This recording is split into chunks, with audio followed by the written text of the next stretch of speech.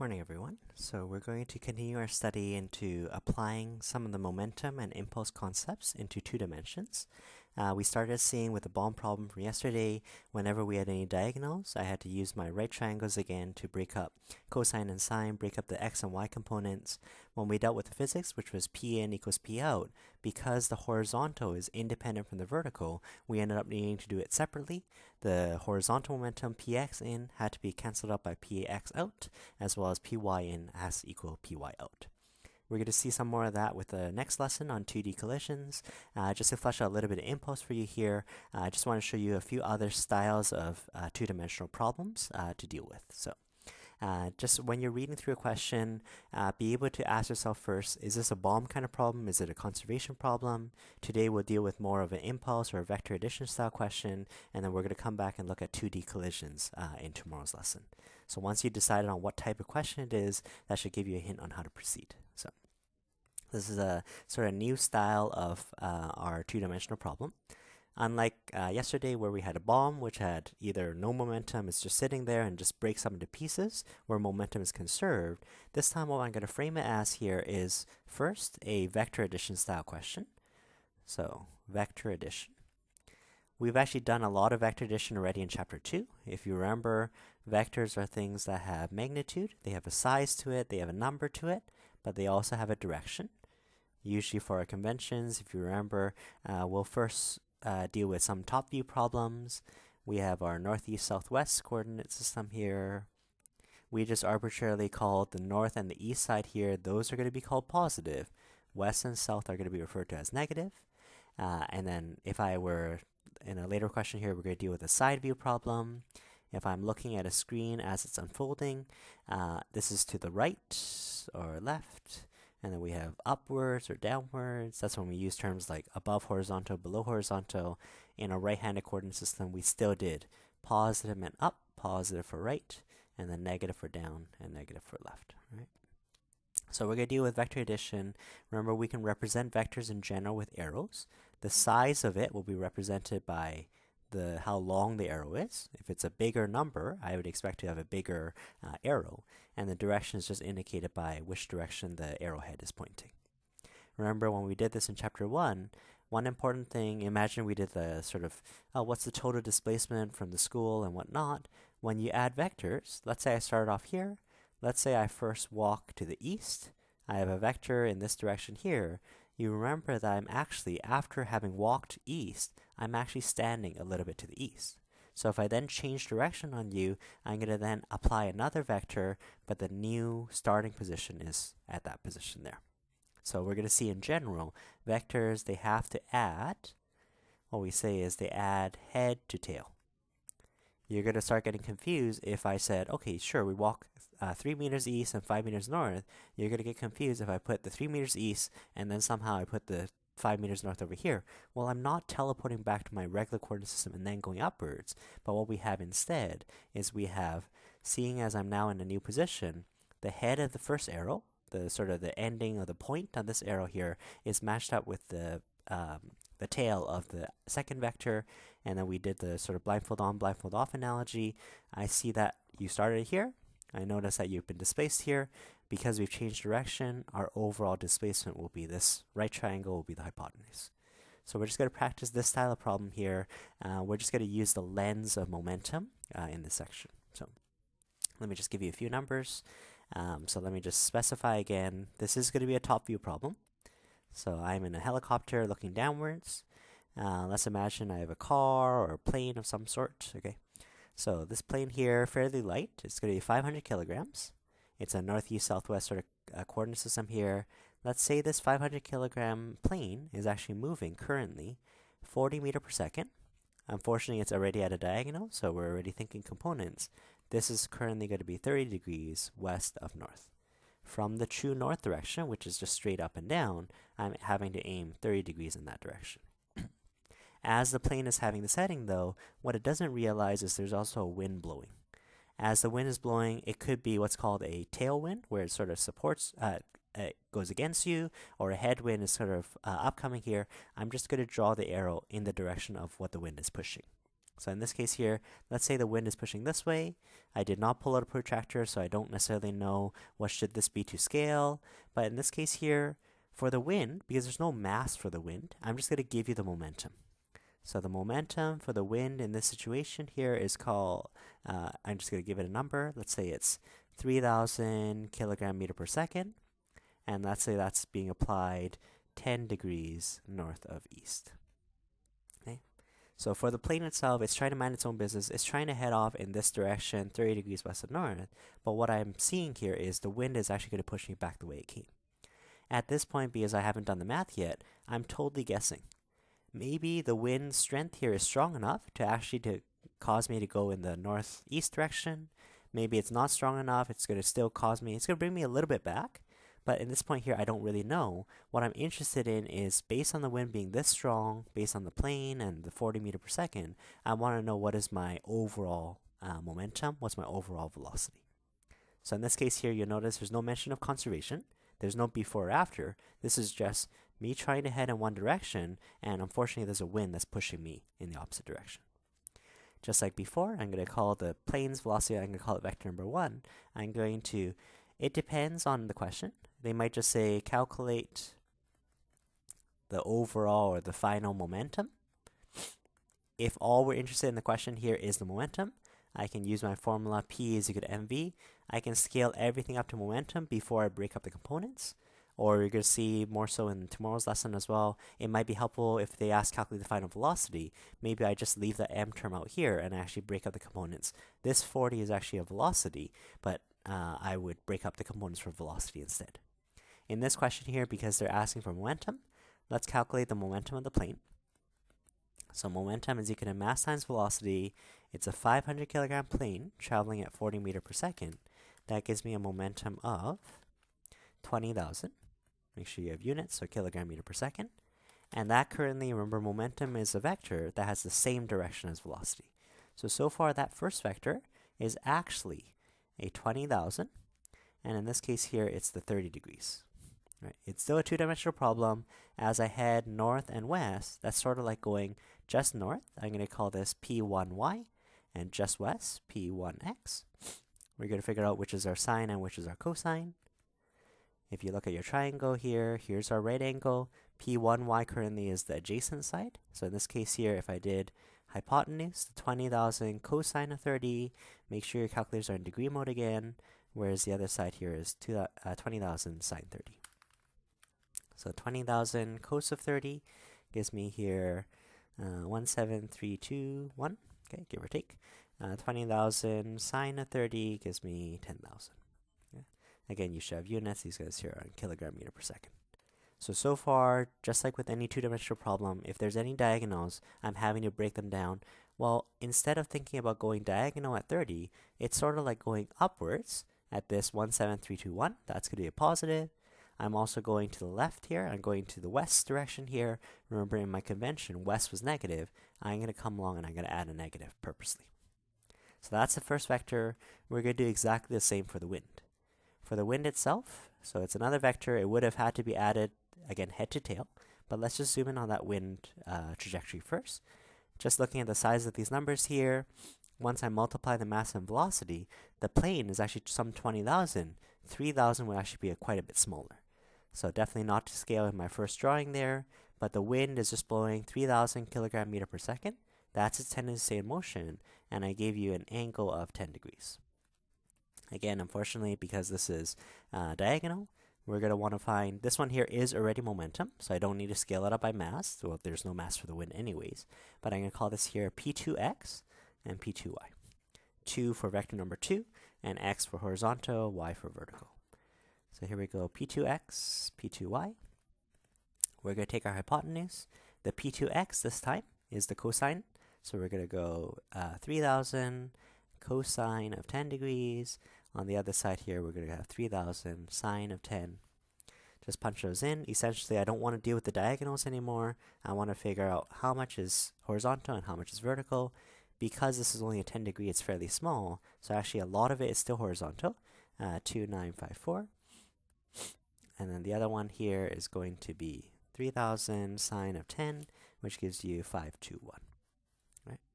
Remember, when we're dealing with these vector addition questions, I'm going to come along and add positive and negatives depending on my conventions. This one here is a little bit nicer because going to the northeast is sort of like going east, which is positive, and north, which is also positive, so I can leave these positives no problem. Okay.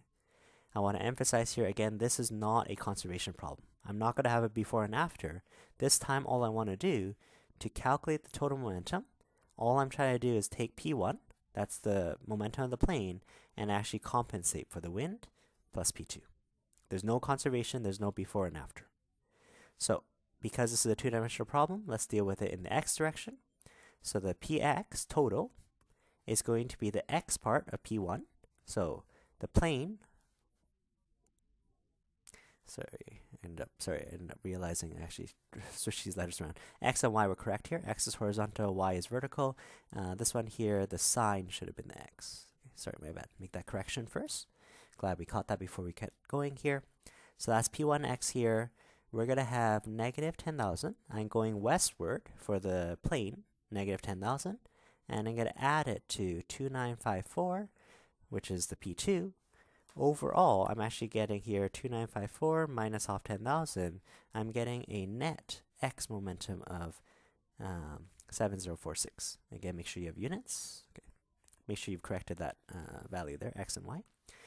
Notice that the px, once I add these two here, it turns out the plane was going so far to the west that even though the wind is trying to blow a little bit east, at the end of the day, we're still going west.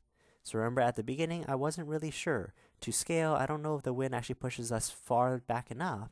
In this case here, this confirms for us, sure enough, the wind is going to try to blow us back a little bit, but my overall trajectory, my overall hypotenuse, is still in the westward direction, and is westward by 7046.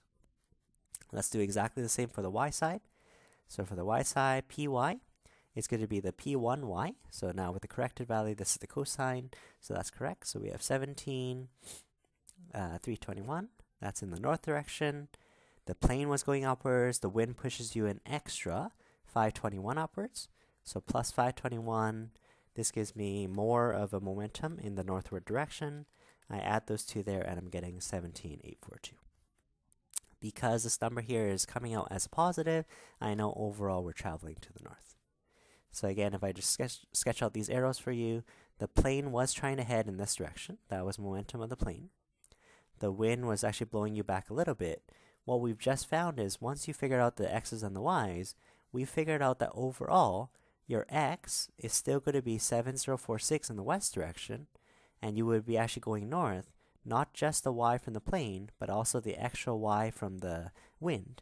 And we're going to get that direction here as overall as 17,842. So what we've done in this vector analysis here is we've actually created a third triangle. My starting position is here. My plane is just heading this way. The wind is trying to blow you back in the opposite direction here. My overall heading then is going to be this hypotenuse here. And I've already set it up in such a way that I know the x part and I know the y part. I can just use my Pythagoras then. This momentum, I'm going to just try to color code it for you. The total momentum, the final trajectory. Yes, I needed to have that negative to imply that it's west, but now that I've already pointed the arrow that's to the west, I can just keep it as a positive 7046. That's fine. So the hypotenuse is the square root of the two legs squared. So I'm going to take 7046 squared, and I'm going to add it to 17,842 squared. Always good to keep all the numbers in your calculator if possible. So square root of 7046 squared, add 17,842 squared. This gives me here 19183. So that's the total momentum. You notice it is larger, kilogram meter per second, rounded to 2 or 3 sig figs.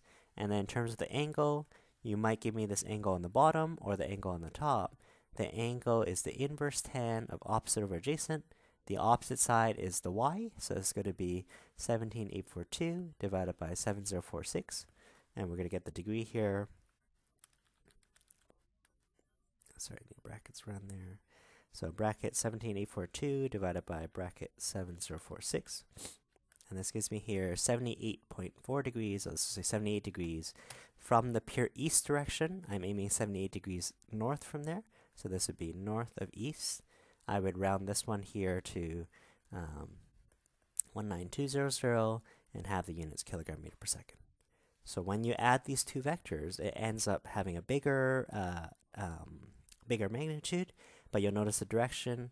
The plane actually was only trying to go 30 degrees, or the complement would have been 60 degrees, but now because the wind pushes you backwards, the actual overall heading is some 68 degrees, or it's going to be like 22 degrees. So it's going to push you back a little bit.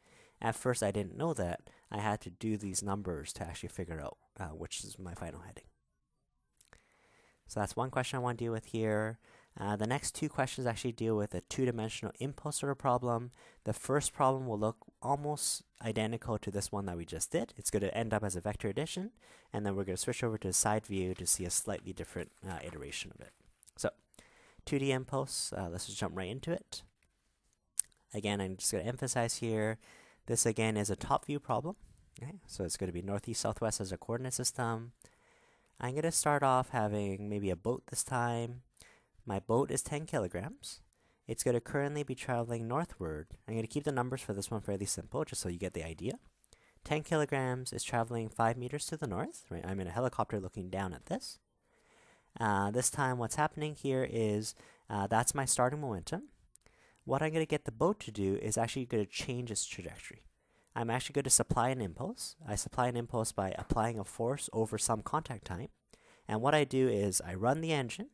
By running the engine, I'm going to supply an impulse. Careful of this term here. I'm going to supply a delta P, a change in momentum of 20 kilogram meter per second, and that's going to be applied at 30 degrees. Again, I'm trying to keep the numbers a little bit easier. So far what I have is I have the P initial. I have my starting momentum. I was just minding my own business, starting in the northward direction. As I fire my engine supplies this change in momentum. Be careful, this is not the final momentum. This is not the overall direction that I'm traveling. This is just my engine is actually supplying a force, and it's allowing me to change momentum. For this one here, to make it linked to the vector addition question that we just did, I'm just going to do a little bit of math here. For change in momentum, or impulse, we know that's going to be P final minus P initial. In this question, what I'm interested in is, again, calculate my final momentum. Calculate my final trajectory once you've turned on the engine, once it's supplied this impulse at this angle. So what I'm going to do is I'm just going to rearrange this formula here. That means the PF can be given by the impulse plus the PI. I know that looks a little weird. We're used to saying, oh, P1 plus P2 is the P final. All I did is I just switched this P1 over there. So similarly in this question here, I'm going to be asking you calculate, sometimes they call it the resultant or the overall momentum. Essentially what we're doing is we're going to add what was our starting momentum, add what the change is going to be, and that will also give you the final momentum. The downside again is because the impulse is x and y, we need to figure out how much impulse is in the x, how much impulse is in the y. So ultimately I'm using this as my guide here. I'm going to end up adding those two to try to find the final momentum. So let's break up the two vectors. First vector is fairly easy. It's just pure north direction. So 10 kilograms times 5. So momentum in the northward direction, 10 times 5. You can do that in your head. 50 kilogram meter per second. That is purely north. That is going to be a P1y, whereas P1x is 0. As I go perfectly north, I'm actually not traveling to the left or the right. The impulse, again, this is a little weird. It's not just any old vector that I'm adding, but this one here by itself is actually an impulse. Just reminding here, delta P here is 20. Same units as momentum, but it has 30 degrees as a trajectory. Let's figure out here what's P2x and what's P2y. So work out for yourself which is cosine and sine. Hopefully I do it right this time. So we have 20. X is the adjacent side, so 20 cosine of 30. And the other one, 20 sine of 30. Again, I kept the numbers fairly simple just so that we can see the big picture. 20 cos 30 gives me a 17.3. That already is a momentum. That already is an impulse, so I don't need to scale it up by mass or anything. 20 sine 30 is just equal to 10, and the units are kilogram meter per second. Because this is going to boil down to a vector addition question, I want to watch my coordinate system. Remember, we had said north and east are positive, so north as positive is fine. This is perfect. It's also northeast, so positive, positive, totally fine. All right? And here's the final math here. We know we want to do something like, oh, let's add up the momentums. Let's go P1 plus P2. This time in our derivation, to find the final momentum, to find the resultant momentum, I'm going to add the impulse, and I'm going to add it to the initial momentum here. So in this case here, let's find, we have to deal with the components separately. Let's deal with the x first. To find the final momentum in the x direction, so far from our derivation, you're going to take the change in the x and apply that to what was your starting momentum in the x. So let me just quote these values here. P2x here was a 17.3. That's my change. That's what the engine is supplying.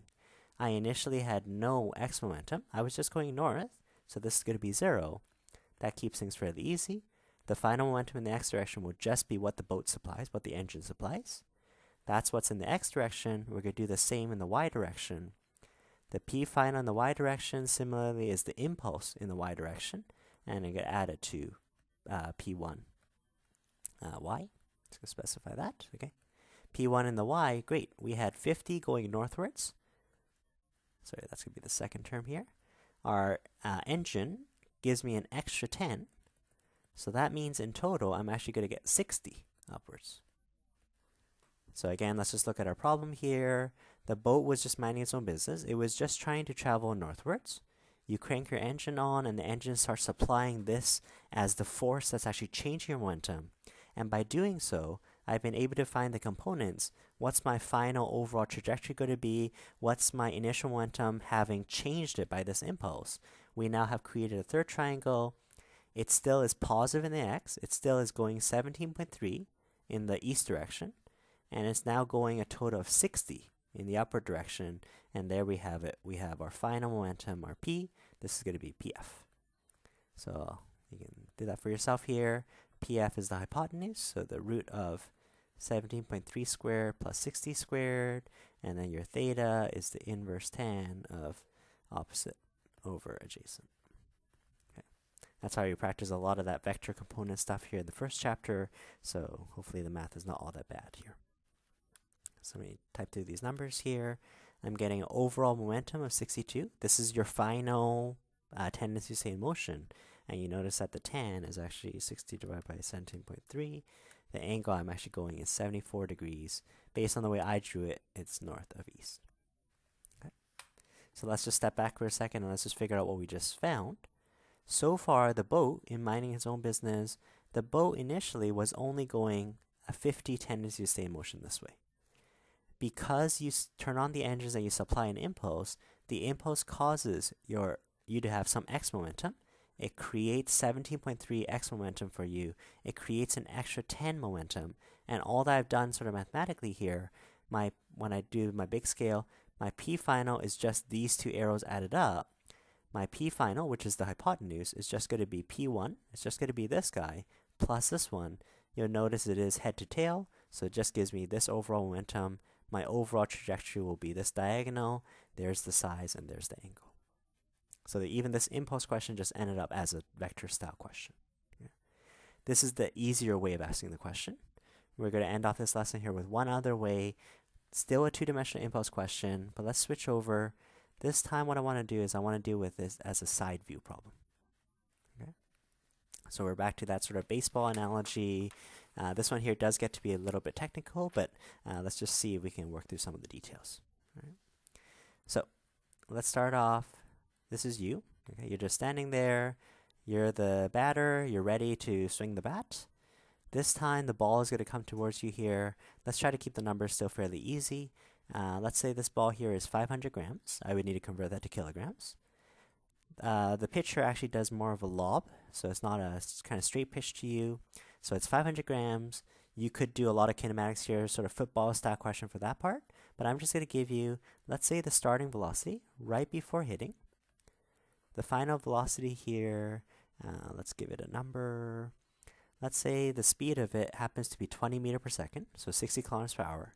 But again, unfortunately, it's at an angle. So the angle, it's kind of the angle of depression. How much from the horizontal it's lower is 40 degrees. So by the time you swing the bat, the ball was already going this. Okay. What we're going to do is we're going to supply the impulse. Actually, no. Actually, in this problem, what I want to do, calculate. Actually, a different unknown is I actually want you to calculate the impulse. So let's say everything goes according to plan. That was my start, all done in blue. You're going to give it a big whack, and you're going to try to send the ball back the way it came. Okay, and I'm going to tell you something about the final here.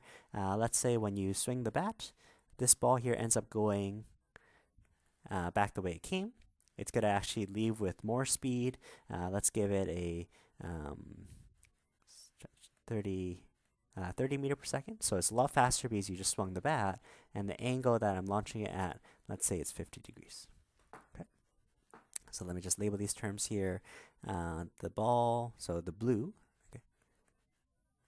The blue arrow is the initial pitch. Right. So this ball here, we have the size, we have the speed of it coming towards you.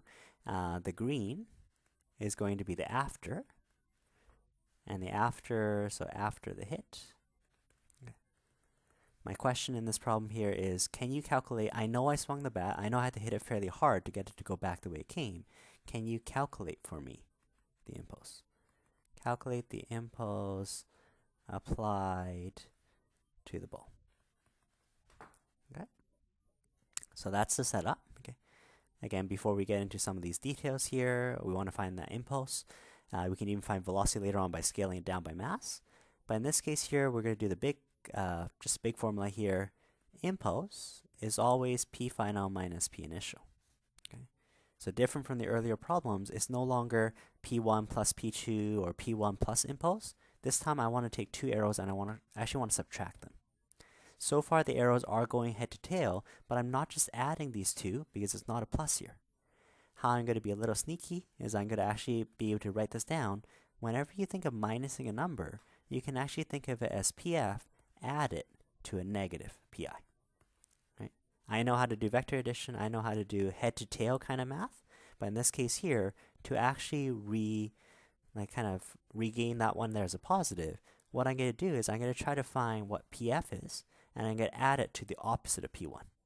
So in this case here, P1 was my initial momentum. P1 was currently an arrow that did this, right? I'm going to do the components. I'm going to figure out what's P1x and what's P1y. When I have a negative of a arrow, as you might imagine, the negative arrow is exactly going to be the same arrow, the same angles and all that, but instead of going down and to the left, this is actually going to go up and to the right. So this one here is going to end up being my negative P1y, and this is going to be my negative P1x. I'm going to call that my new vector, that's negative P1, and then just like before, I'm going to add the x from the final momentum and this new negative x, and then do that in x and y. So hopefully that part there makes sense to you. Let's just break up some of these components. So let's start off here with the initial pitch. The initial pitch here was a 20 meter per second. That was the speed of it. Because my object here I know is 500 grams, again, I'm going to convert it over to kilograms right away. So 0.500 kilograms. Again, they're not asking us for velocity, so what I'm going to do is I'm just going to calculate momentum before I break down the components. So in this case here, although I do know it's 40 degrees, instead of just going 20 cosine and 20 sine 40, what I'm going to do is I'm actually going to start off, don't miss the step here, I'm going to take m times v, 0.5 times 20, actually gives me a momentum initial. My p initial, my p1, is actually going to be 10 kilogram meter per second. So instead of really treating this as a velocity of 20, I can actually think of this P1 here, oh, my diagonal is actually just a 10. It's still at a direction of 40 degrees, so I can figure out here how much of this 10 here is to the left and how much is downwards. This one currently is P1x, this one currently is P1y. Let's do our triangles here. P1x is 10 cos 40, P1y is 10 sine 40. Again, make sure your calculators are in degree mode. This question here is a little bit technical. So this one gives you 7.66 and then 10 sine of 40. This gives you 6.43 kilogram meter per second. We can add the positives and negatives as we would need to. So going to the left and going downwards are both negative. This is negative and this is negative. But remember, at the end of the day, I'm not actually taking PF plus P1. I'm actually taking PF and I'm adding the opposite of P1. So this time my P1 is this red arrow here, negative P1. So that's my arrow. Let me label this here. This is P1. The negative P1 is actually the same triangle but going in the opposite direction. So my negative P1 vector is actually going upwards. The y is actually positive 6.43, and this one here is actually positive 7.66. and I'm actually going to be using this negative p1 vector for this term here, and then I can just treat it as a more simple, oh, it's this vector plus this vector. The x's add together and the y's add together. Okay, so that part was a little bit weird. My real trajectory of the ball is actually coming downwards, but mathematically, to think of it as a vector addition question, I'm going to do the opposite. So I'm going to be using the negative numbers for negative p1, and I'm going to add it to what p final is. So with that here, we can finish off the rest of the problem. The final velocity here, let me just copy down some of the numbers. Again, I know the trajectory of this one here happens to be 30 meters per second. The angle that I gave is 50 degrees. Because they're not asking for velocity, again, what I'm going to do, assuming that the ball stays intact, which is usually true in Physics 11 as well as Physics 12, let's first find the momentum as it leaves. So this is going to be P final. So let's go m times v. P final is a 0.500 kilogram mass times it by 30. That gives me 15 kilogram meter per second. So the ball, when it leaves, is actually leaving with a momentum in the opposite direction, 15 kilogram meter per second. The angle there is still 50. I can break up then what is P2F, sorry, let's just say PFY, and then PFX. Right? So all these are triangles. Whenever we have diagonals, I just break them up.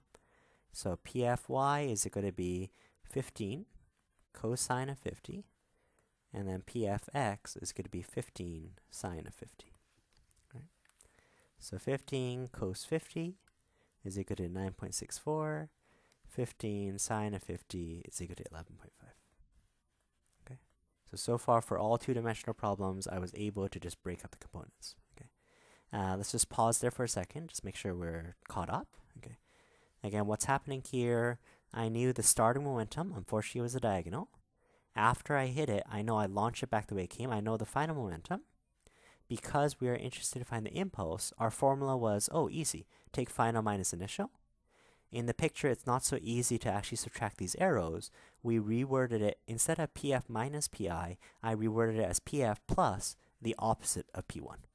So if P1, the trajectory coming downwards, is down and to the left, the negative P1 is exactly the opposite direction. Instead of going down and to the left, it's actually going down and to the right, up and to the right. So that's what we did here. We found out what P1 actually was on heading downwards. We actually flipped the sign. Instead of the negative and negative, we're actually now going positive and positive. And now as a last step here, to find the impulse, I'm just going to simply take the PF. I already broken down the components. I know the horizontal, I know the vertical, and I'm going to add this opposite of P1. I'm going to add these values instead of adding the P1.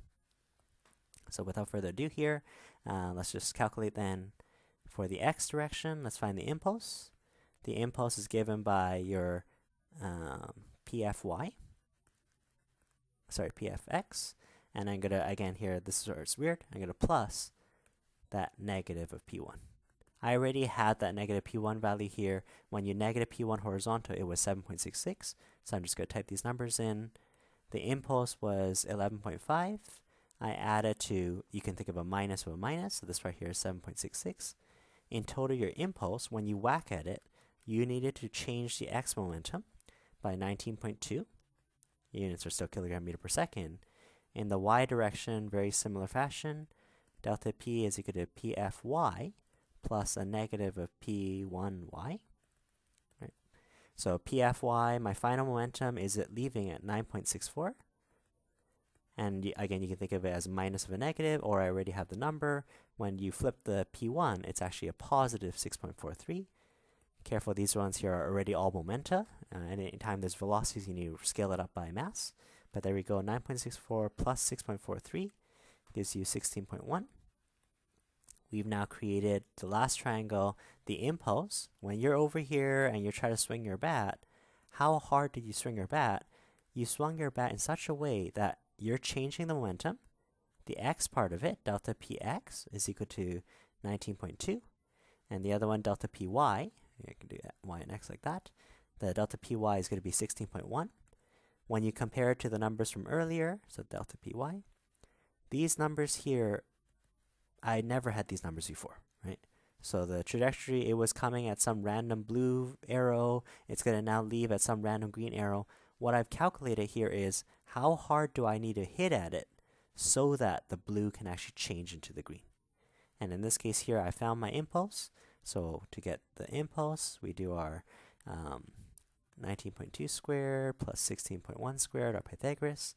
And the angle, I wouldn't be surprised it doesn't match up with any 50 degrees or any 40 degrees from before. We already dealt with those. This is just the angle you happen to have swung it and actually hit the ball.